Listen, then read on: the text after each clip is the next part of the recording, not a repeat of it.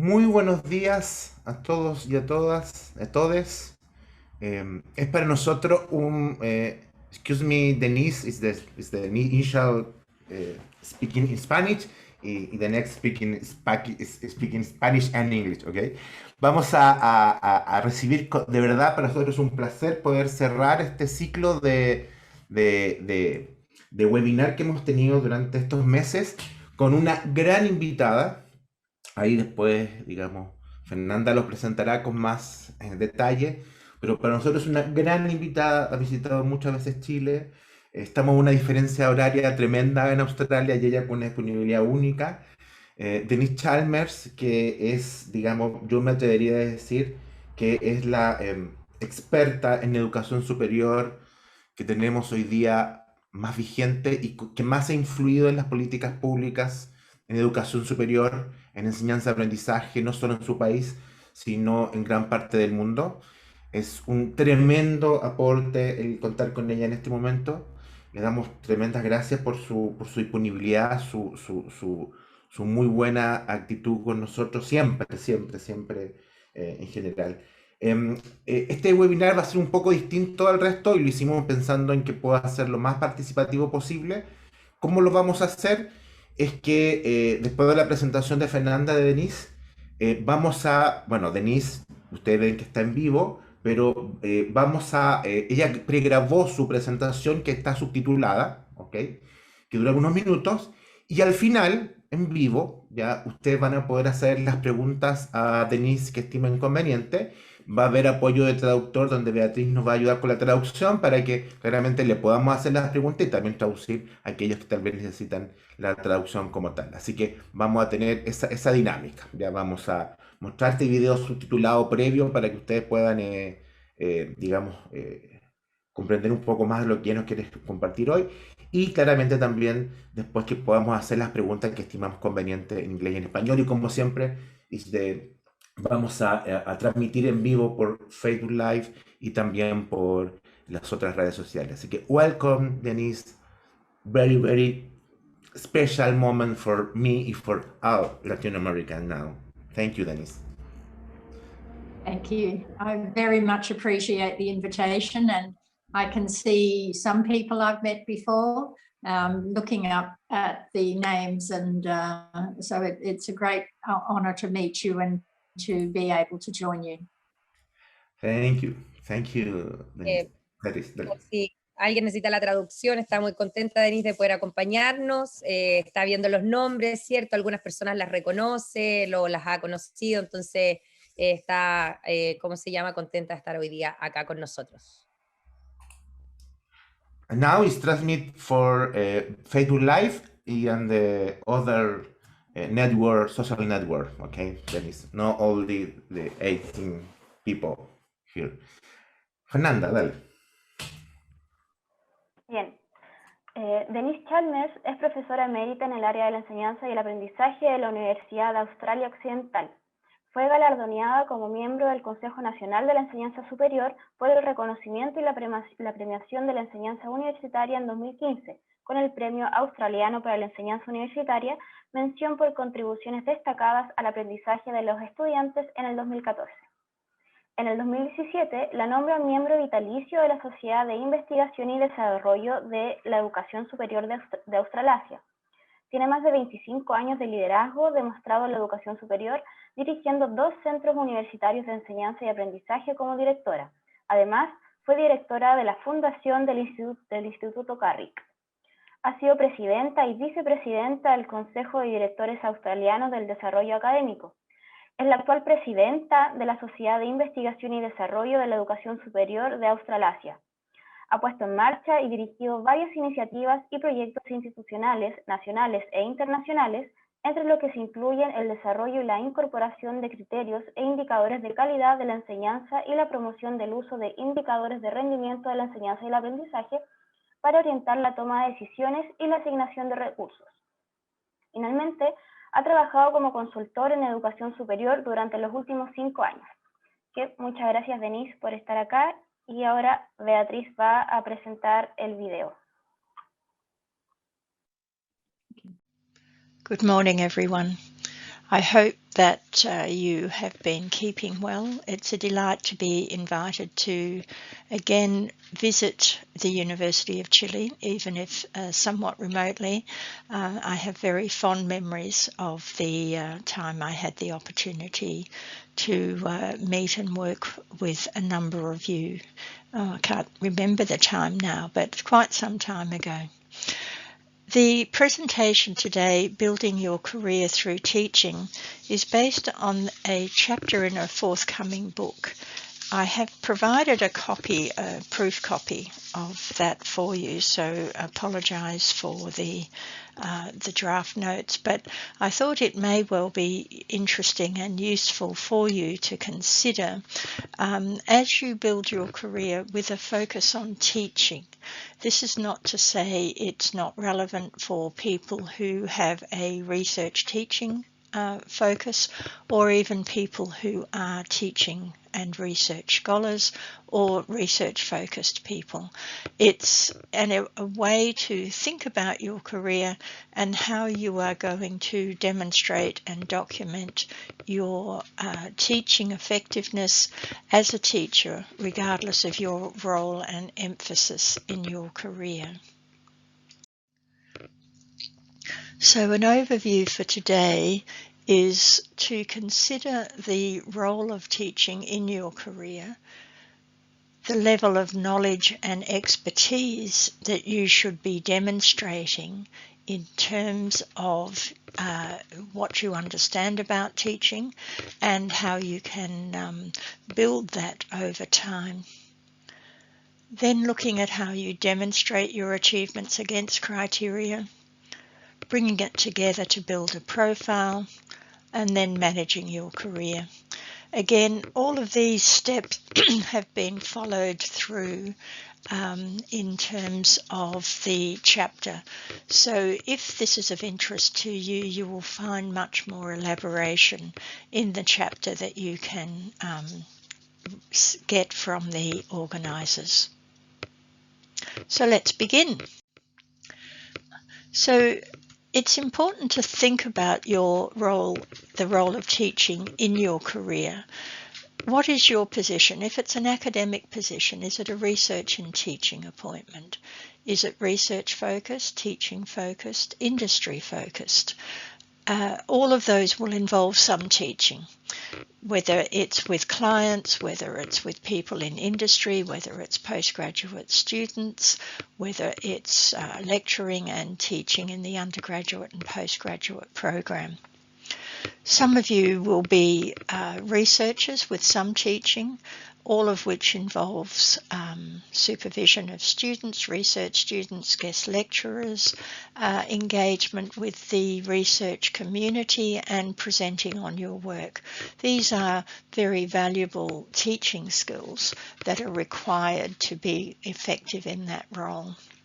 Similarly, for industry professionals who may have some teaching, for example, supervision of industry placements, internships, guest lecturers, industry liaison. And a number of you will be teaching only appointments, even if in name only. So it might be a professional or teaching contract. You might be appointed as a tutor in vocational education, or in as a part-time tutor or lecturer, where essentially you're expected to only teach.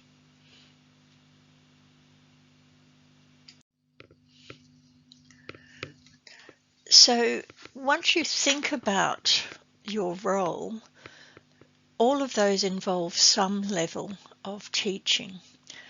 And so thinking about the level of your performance that you are going to be aiming for as a teacher, you need to think about, because it requires a different level of input and development in order to attain that level. So there's some work by Helen King, who really has teased out the words and the level of expectation of performance that might be expected. So she describes the work of effective, meaning that teaching is orientated to students and their learning, and it uses skills and practices that are confirmed to be effective by research and meet the requirements of the context. So all teaching, regardless of whatever your role is, should be effective. And so the work that needs to be done to be effective is to ensure that it is orientated to students and their learning, and that you are using the skills and practice that are effective, informed by the research in teaching effectiveness. So just doing what you and how you were taught is not effective.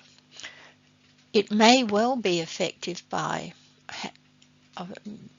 a chance, but unless you know that it is, and unless you are using it deliberately in a way that is informed by what we know to be effective, then it's unlikely to be able to be claimed as effective.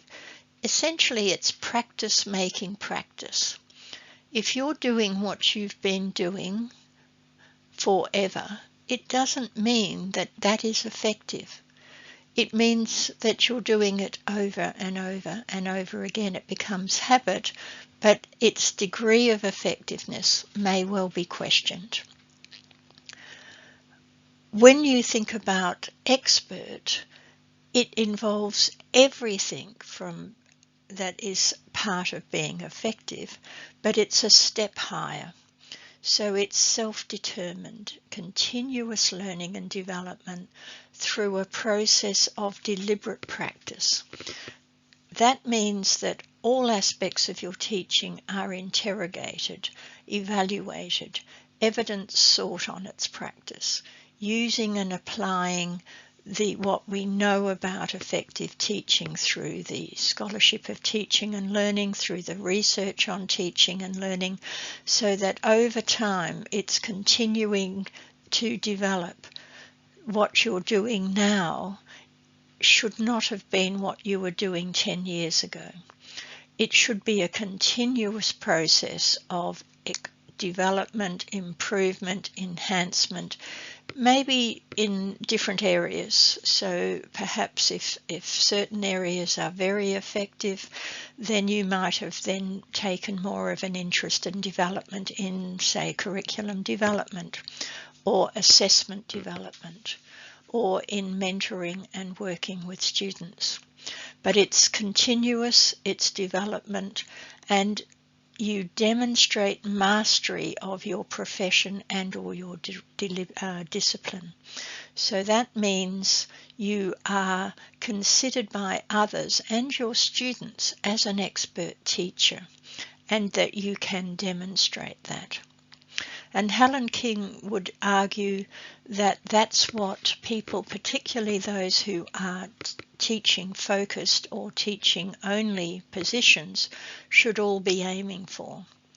So everyone who is teaching should be effective and be informed about what effective is.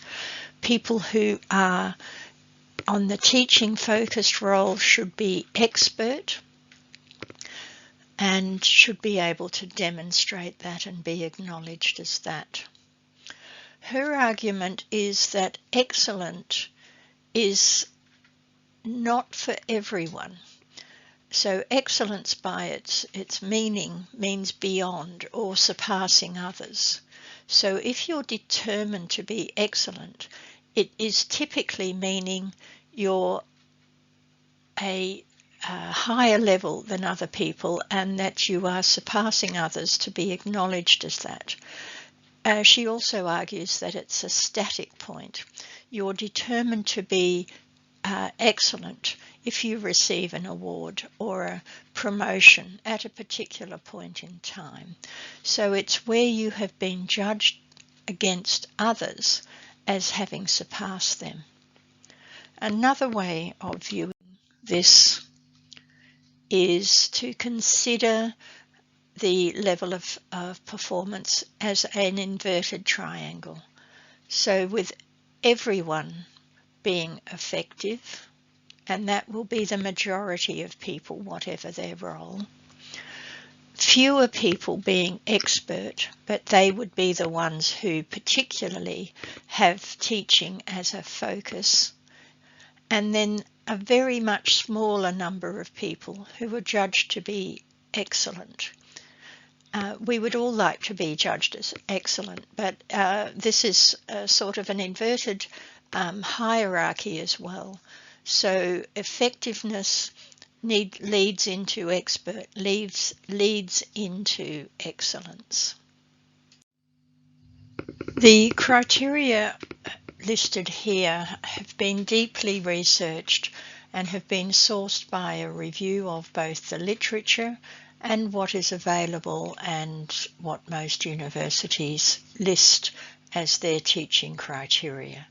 So you may find that some universities have more, some have less, but most will be a composite or a collection of these sorts of criterion. If you haven't got criteria at your university, you may wish to use these as a way for thinking about how you're going to collect evidence on your effectiveness and how you can document it. The website here goes to a site which elaborates on each one and provides you examples of how people have demonstrated and described their contribution under each of these. So it's a useful site that may be of value to you when you consider your evidence. The other thing to think about for these criteria are that they do not change for the level of your contribution. So regardless of whether you're a tutor, a professor, these are designed to be appropriate for your work. If you're a professor, the way you might detail the design and planning of learning experiences might be at the whole of curriculum level, where you have a hand in the design and planning of a whole of degree program or a major, as well as perhaps contribution or design of units within that degree program. A tutor, on the other hand, may design and plan the learning experiences of 2 or 3 topics within the unit. And so how do they go about doing that? And do they know it's effective? A lecturer or associate professor may be responsible for 1 or 2 units that they design and plan. So regardless of your position, these can be scaled up in scale and scope as to what your contribution and responsibility for them are. So in the chapter, each of these are elaborated on what is meant by them. But just briefly, so design and planning of learning experiences, I've covered a little. The teaching and supporting learning is what do you do in your teaching on a day-to-day level.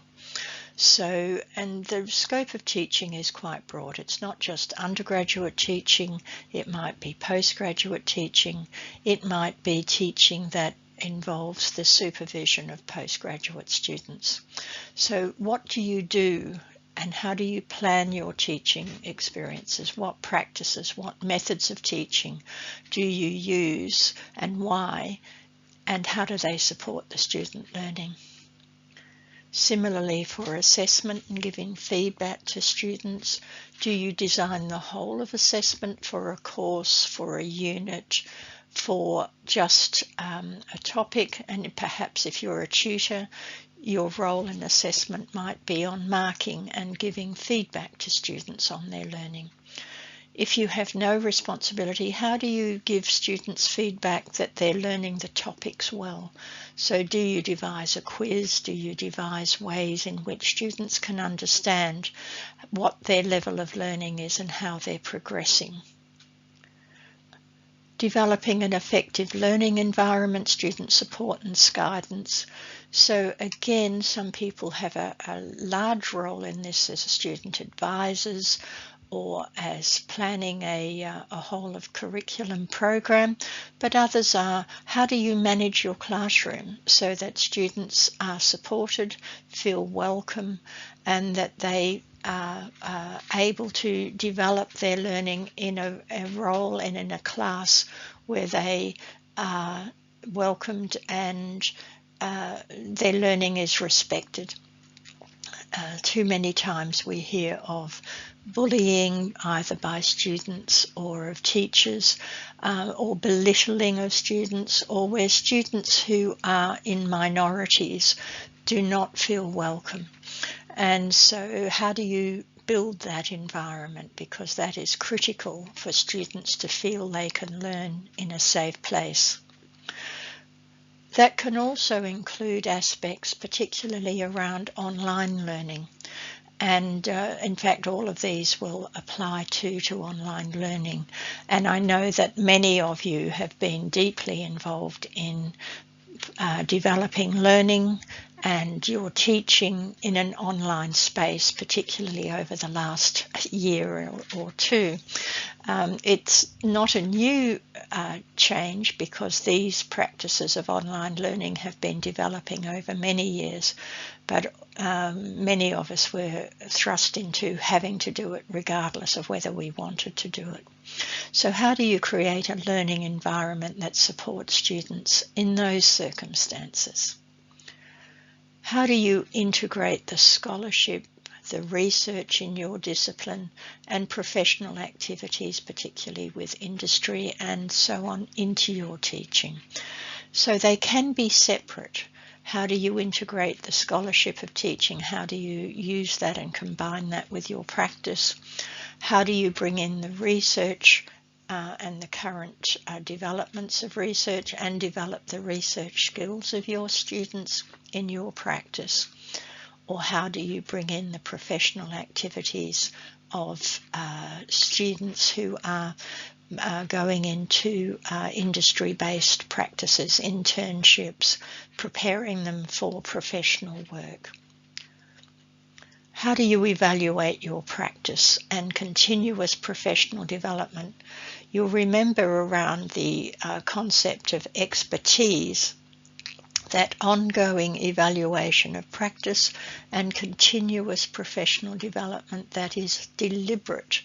Not I'll just attend a dozen workshops in professional development, but I'll attend these particular courses in professional development because I need to develop this aspect of my practice.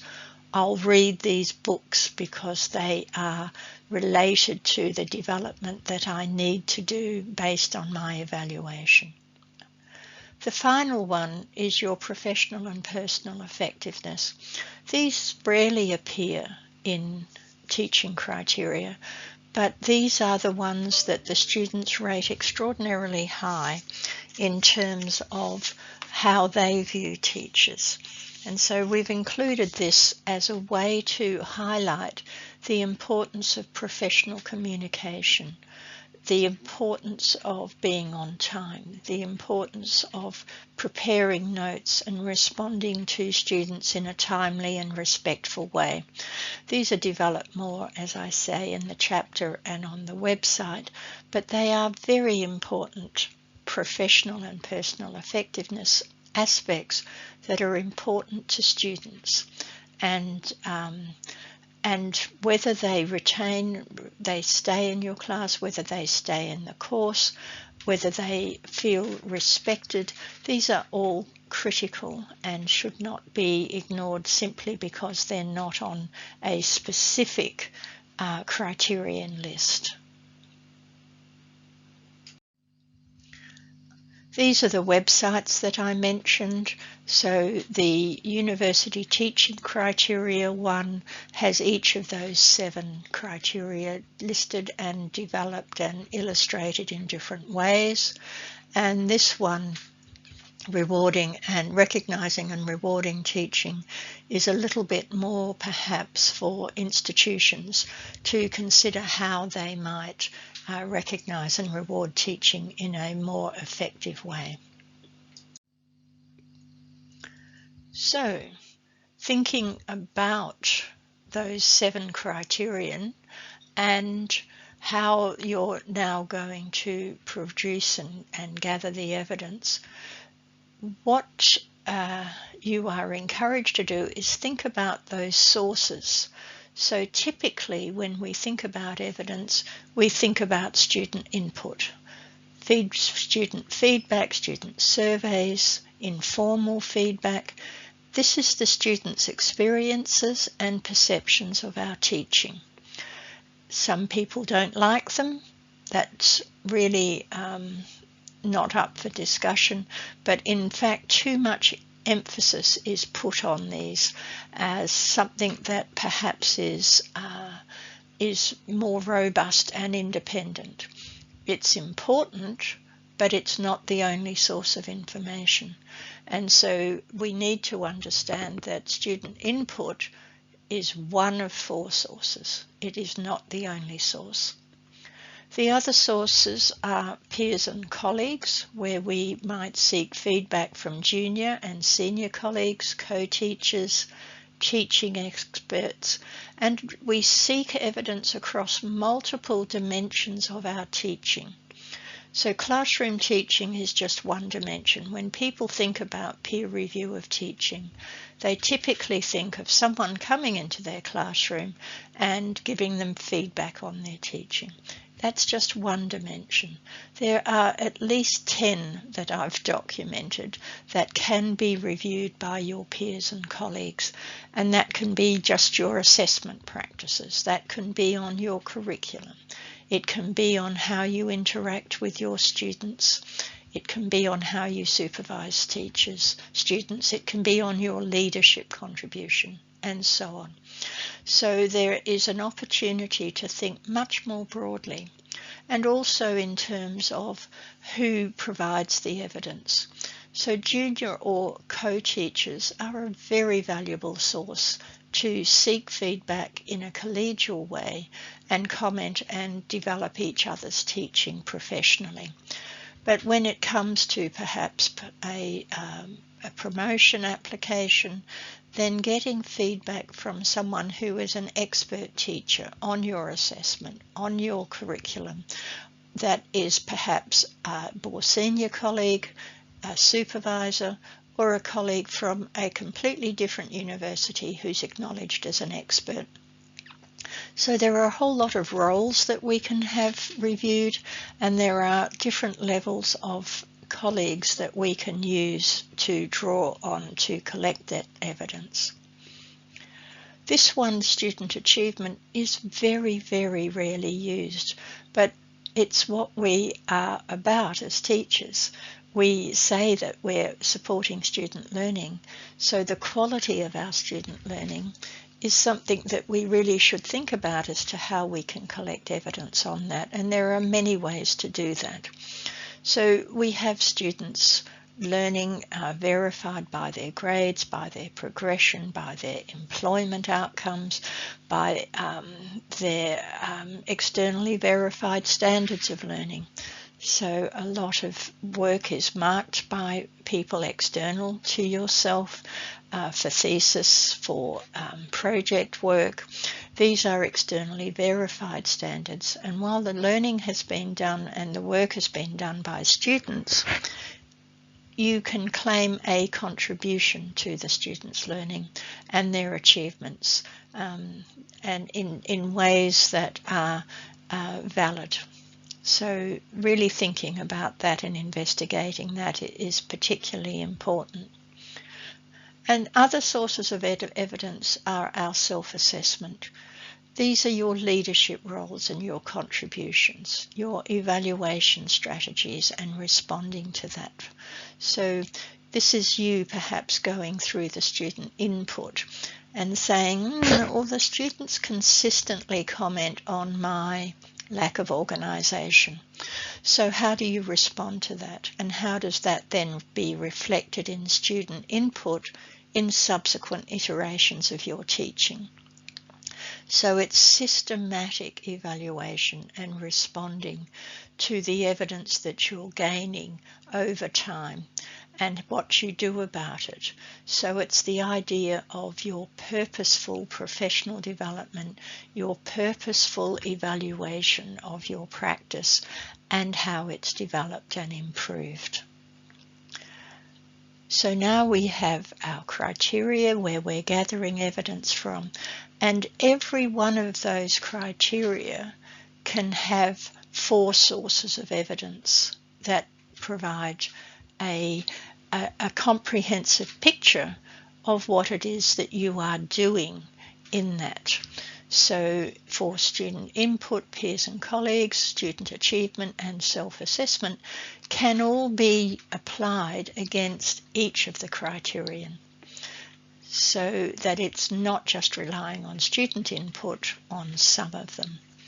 That gives a much richer picture. It gives a better range and type of evidence that is robust and valid.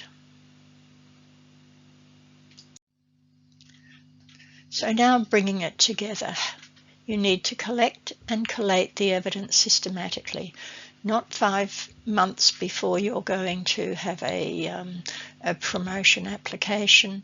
This is something you collect and collate systematically over time. You need to build a dossier under each criterion.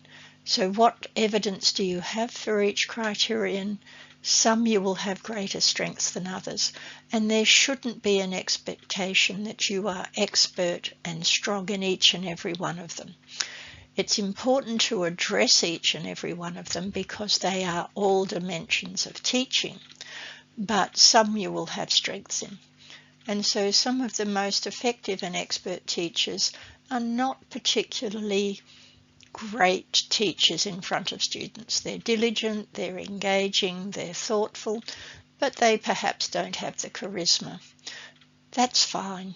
Not everyone can be charismatic, but they might be, an expert on curriculum development or on assessment and have a huge influence on the design of the particular courses students do, their assessment practices and so on. And they could be verified by experts in the field, by universities that have adopted their practice, by being a senior member of a discipline group or whatever. So some will have strengths, and that's fine.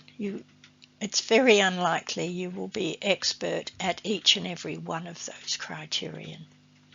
So build a dossier under each criteria.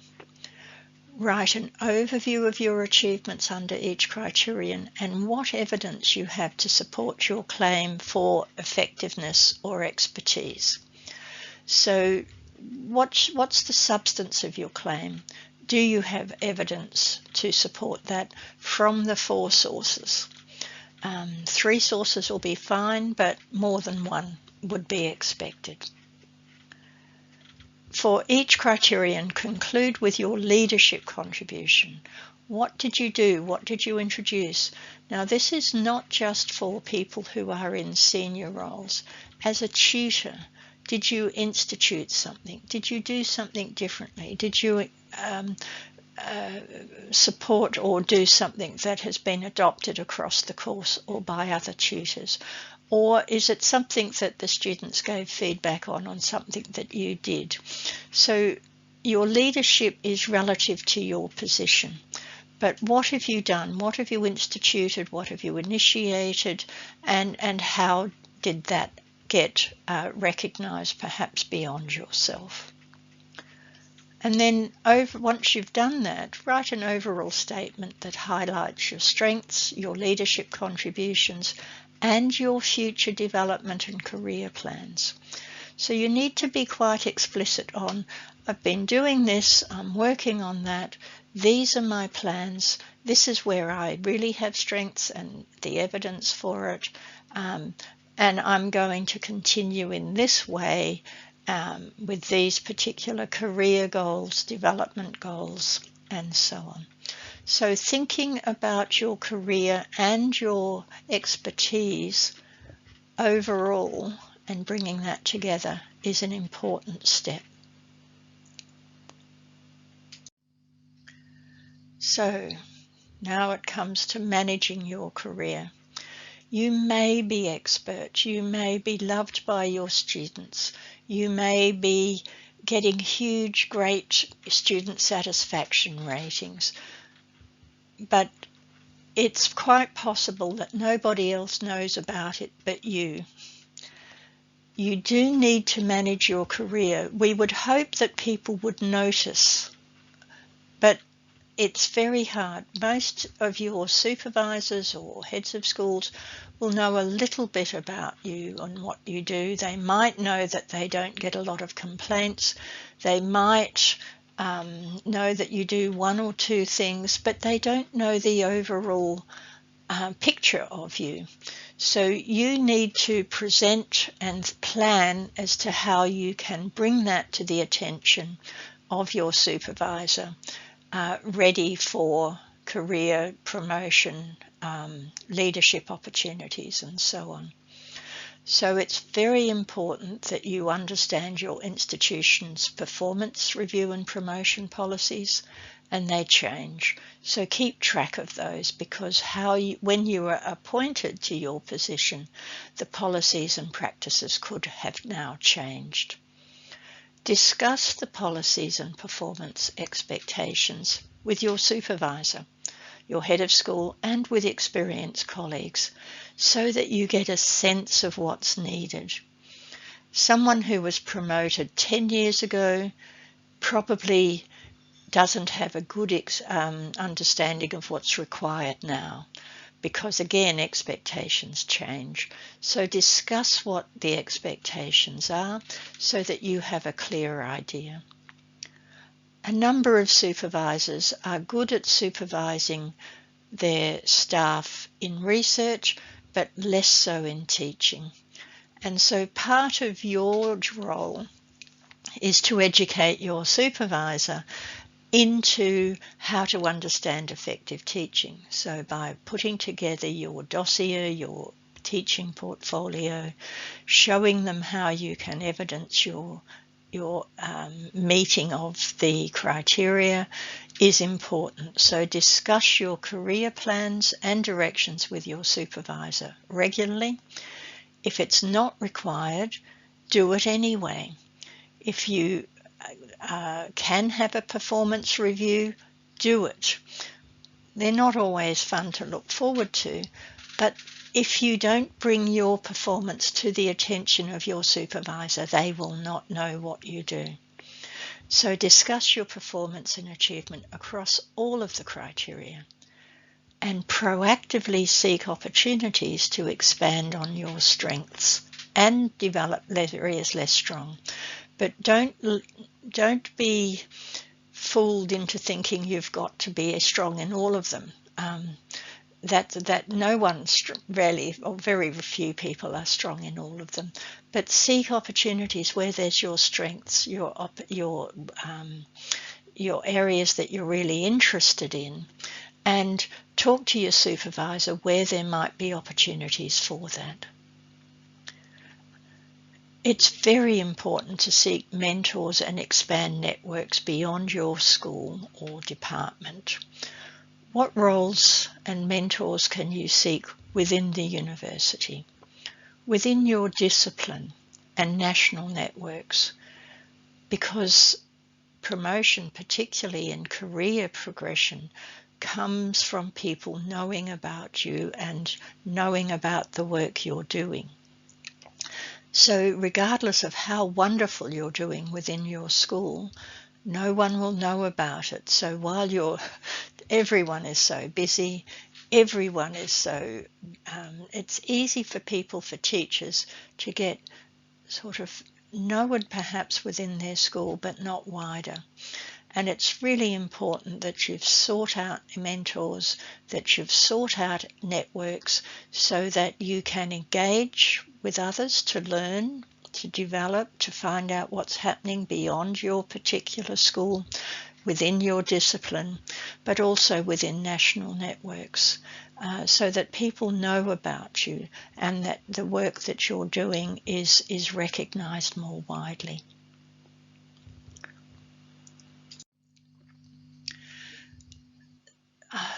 That's the sort of overview of the chapter, the steps to think about. There's lots more information in the chapter. There's a new book coming out. This is the first edition. The second edition will have a slightly different cover, and it should be out in about June. So I'm just highlighting that things are there, but that's where the chapter is that you can access should you be interested in this further. So thank you very much. I look forward now to your questions and discussing this further with you. Thank you. Thank you very much, Denise. It's incredible. It's very expansive mind. Beatriz. Okay, so we're going to start with the question time. I'll ask if anyone wants to state a question. Hola, vamos a comenzar con el tiempo de preguntas. No sé si alguien quiere dar alguna pregunta viva voz o leo alguna que tengo por el chat en este momento. I'll start with one that we have written in the chat, and is from Luis Mosqueira, and he's asking, what do we need to have in count for generating a learning environment that is good, and for especially students that are first generation?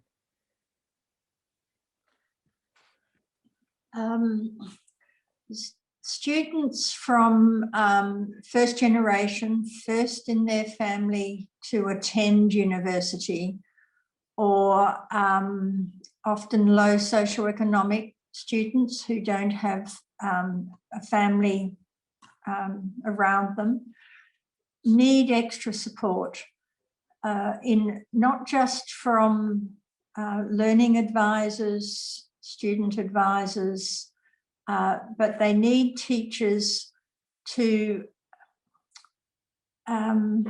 coach them through the process of learning at university. These are very bright students. They have come to university through quite difficult circumstances. They may not have the highest grades, but they're very bright students, often the brightest in their school. So we need to help them learn how to learn. And that provides even things like how to take notes, how to study, to work with each other. I'll stop, Beatrice, if you want to translate. I've gone on. En general, lo que decía Denise es que a pesar de ser estudiantes, ¿cierto?, que son de primera generación, son estudiantes que vienen con una motivación y vienen, ¿cierto?, con ciertas competencias o conocimientos que sí pueden ser aprovechados. Por tanto, lo importante es el tema como de las expectativas que uno pueda tener en los estudiantes en ese sentido. Yes, so particularly in the first year, that's critical. So having teachers who are sympathetic to the students, who are interested in the students progressing. Sometimes we get teachers who just say, well, we'll get rid of those quickly because they're not ready.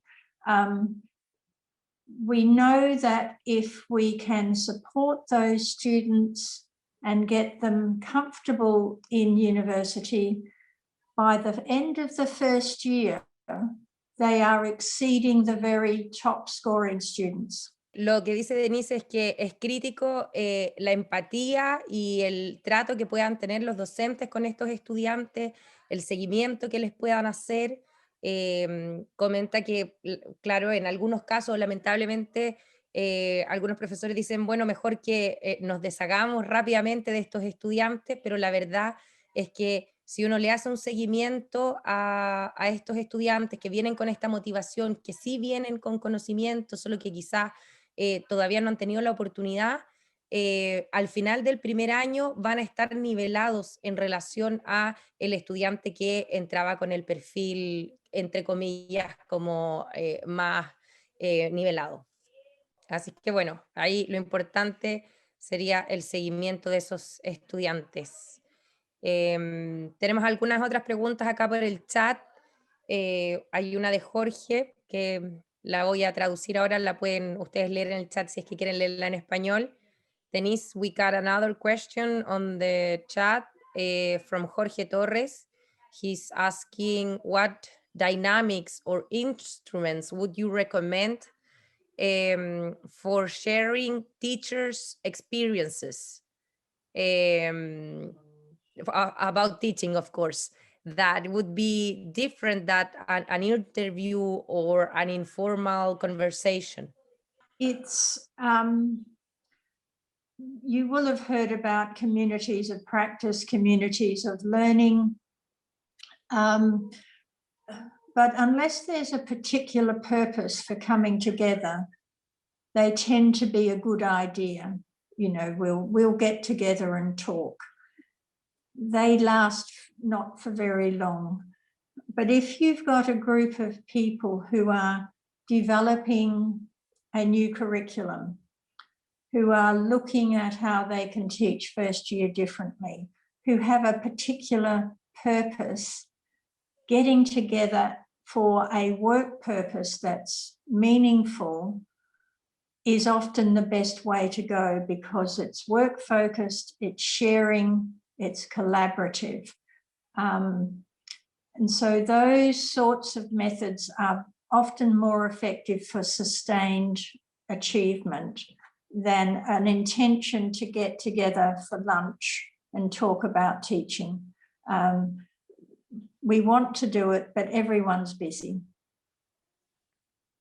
Perfecto. Lo que nos comenta Denise es que probablemente ustedes han escuchado sobre un concepto que se llama comunidad de práctica o como comunidad de aprendizaje, que es en general un grupo de docentes, ¿cierto?, que se junta a compartir sus experiencias, a conversar, pero la recomendación que nos da en ese caso es que tiene que haber un propósito bastante claro, porque si no, estas instancias no perduran en el tiempo. Sale la idea, se juntan un par de veces y después no se logra sostener. Por tanto, tiene que ser muy focalizado con un propósito, con un trabajo claro que sea significativo para los docentes. Y por ejemplo, ahí contaba una experiencia que muchas veces, por ejemplo, se hacen almuerzos para conversar sobre docencia. Y de esa manera entonces se comparte un tiempo, pero tiene un foco cierto de conversación claro, y lo importante es eso, el foco, porque si no esa instancia no se logra mantener. No sé si alguien tendrá alguna pregunta viva voz o leo la siguiente pregunta que tengo en el chat. I've got a question for Ms. Chambers. I would like to know, according to the things that you mentioned along the presentation, it will be recommendable to recreate again the mechanism of teachers' evaluation according to the criterion aforementioned? You mean the student feedback, student questions? Yeah, because we got a survey that students that tend to answer regarding this for teachers, but also I don't think we have a survey for peer-to-peers regarding this matter. What do you recommend in that case? Will it be better to create another survey or whatever? It's good if your teaching survey can reflect the teaching criteria by which you're going to be reviewed against. Sometimes the student survey only covers these things and not other things. So it's good if you can get good alignment with that. And then you get data over time, which is very powerful. So there's no reason, because universities set their own criteria and their own surveys. So it's only a matter of them, the will to change it. There's often not a lot of will. People like things the same, particularly administrators, so they can see if they're going up and down, but there's no reason not to change. There's no reason. Sorry. Can I translate so I don't lose the idea? Sorry, Denise. Juan preguntó si es que sería necesario, por ejemplo, ajustar las evaluaciones que hacen nuestros estudiantes, ¿cierto?, de la docencia respecto a los criterios que mencionó Denise en su presentación. Y ahí lo que nos comentaba Denise ahora al comienzo es que, bueno, lo ideal es que estas encuestas sobre docencia estén lo más alineadas posible a los criterios con los cuales van a ser evaluados los docentes. Normalmente, ¿cierto?, eso pudiera ser que la encuesta solo toma una parte, un segmento de lo que es considerado para evaluar al docente previamente. Entonces, obviamente es recomendable, si uno puede hacer los ajustes a las encuestas. Lo que nos comentaba ahí también es que, bueno, cada universidad, y lo sabemos, tiene de repente su propia encuesta y no es tan fácil, ¿cierto?, hacer cambios de repente, pero en el caso de que se pudieran ajustar esos instrumentos siempre es positivo, y poder recoger datos a través del tiempo, que eso nos va a ir permitiendo ver como la evolución, ¿cierto?, de esos criterios en el tiempo. Thanks, Denise. Sorry. You can devise your own survey. And there are many surveys that are out there where you can find questions on your assessment, so that you can find sort of well-established survey items to use and to track your own. You will still need to use the institutional one, but there's nothing to stop you from doing your own and adding that as further information. Ahí lo que nos comenta es que en el caso de que quizás no es posible cambiar la encuesta institucional, uno puede seguir aplicando la encuesta institucional y aplicar complementariamente algunas otras preguntas que vayan al foco de lo que uno quiere, ¿cierto?, saber. Y ahí hay muchas encuestas que uno puede encontrar en línea, ¿cierto?, para poder inspirarse en preguntas que estén bien establecidas. También uno puede establecer sus propias preguntas, pero se puede hacer de todas maneras de manera complementaria, es decir, no es necesario como convencer quizás a toda la institución de hacer este cambio grande de encuesta de docencia, y si hay algo que la encuesta no está preguntando y a uno le interesa poder recoger, entonces puede hacerlo de manera complementaria, no habría ninguna razón para no hacerlo. Thank you. And if you mean peer-to-peer, you can also create similar tools but not too much. If you're going to ask a colleague, ask them to look at your assessment, and that's enough for a focus. And another time, ask them to look at your content. And another time, ask them to look at your lecturing technique. So a little bit at a time, not everything. Y respecto a la pregunta que hacía, ¿cierto?, de la evaluación entre pares, ¿cierto?, entre colegas, dice que, bueno, claro, se pueden desarrollar instrumentos, pero quizás más conveniente pudiera ser pedirle a ese colega que revise tu evaluación de la docencia en una oportunidad. En otra oportunidad le puedes preguntar, ¿cierto?, que mire el contenido que tú estás desarrollando en tu clase, o que te vaya a mirar a una clase, ¿cierto?, cómo estás haciendo ¿cómo se llama?, pedagógicamente la entrega de esos contenidos, y con eso efectivamente se puede iniciar una conversación donde tú puedas recibir retroalimentación de un par. Good. ¿Alguien más tiene alguna pregunta en vivo o leo la siguiente que tengo en el chat? Muchas gracias, ¿cierto?, por la pregunta recién planteada, estuvo súper interesante la pregunta de Juan. I'm going to read another question from the chat. is from Ruth, and she's asking how support units as teaching and learning centers could also give some tutoring or support these students, or building strategies with teachers to support students. It's there's been a lot of work on how to best support students in their learning.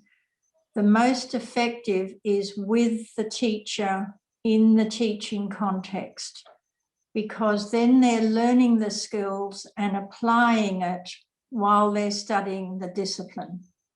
That's the most effective way. Whereas if you teach them writing, academic writing, not in the subject, they don't apply it so well in the subject.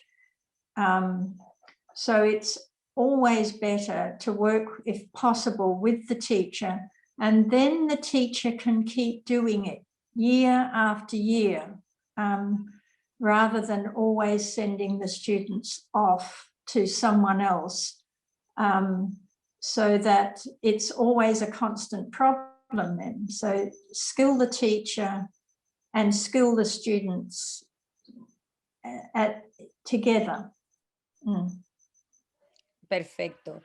Dice que, bueno, en general hay harto material, ¿cierto?, que se puede utilizar, o sea, respecto a cómo se puede hacer el apoyo a estudiantes, pero que ella lo que recomienda como más efectivo es hacerlo junto con el docente en el contexto de la asignatura, en el contexto disciplinar, ya que, por ejemplo, si tú enseñas a los estudiantes escritura académica, pero fuera del contexto disciplinar, la transferencia que luego ese estudiante puede hacer para elaborar sus productos escritos en la asignatura no es tan fácil.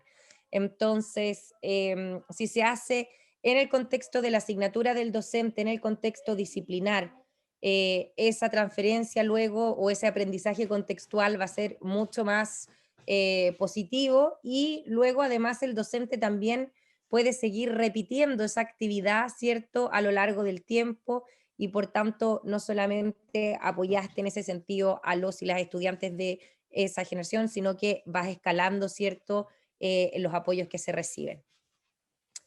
I got another question for you, Denise, written down on the chat. I will translate. It says, as the teaching and learning process has been centered in the student, with self-learning methodologies that, and also looking forward to develop the skill of working in teams, what kind of opinion or experience could you share with us about the value of peer-to-peer evaluation between students?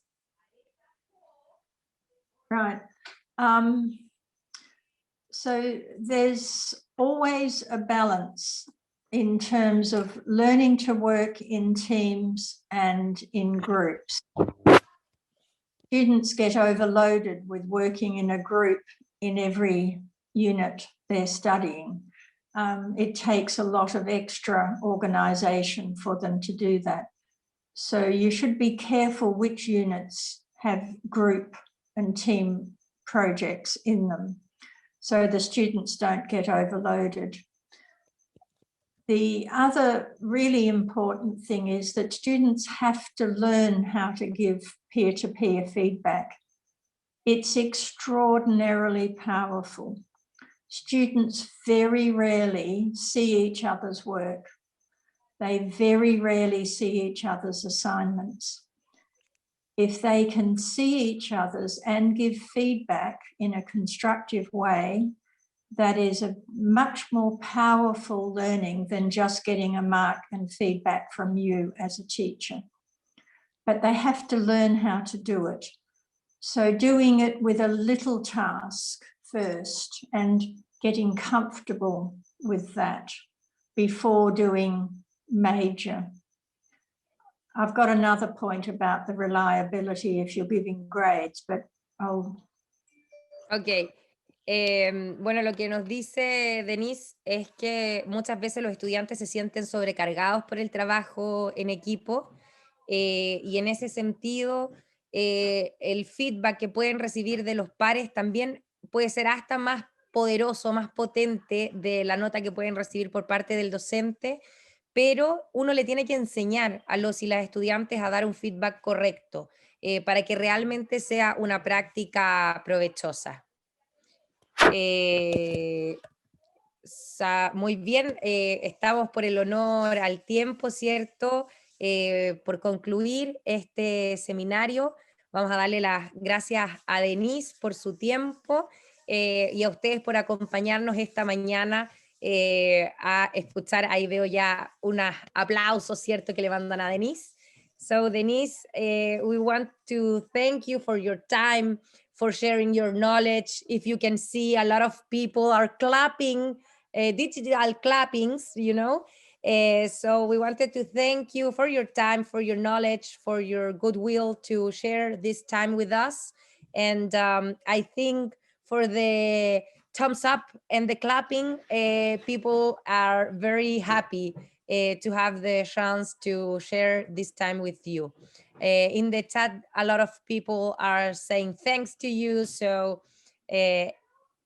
receive a lot of gratefulness from us. Thank you very much, and I wish you all the very best as you cope with teaching online and doing the wonderful work you're doing. Thank you. Muchas gracias. Bye. Thank you.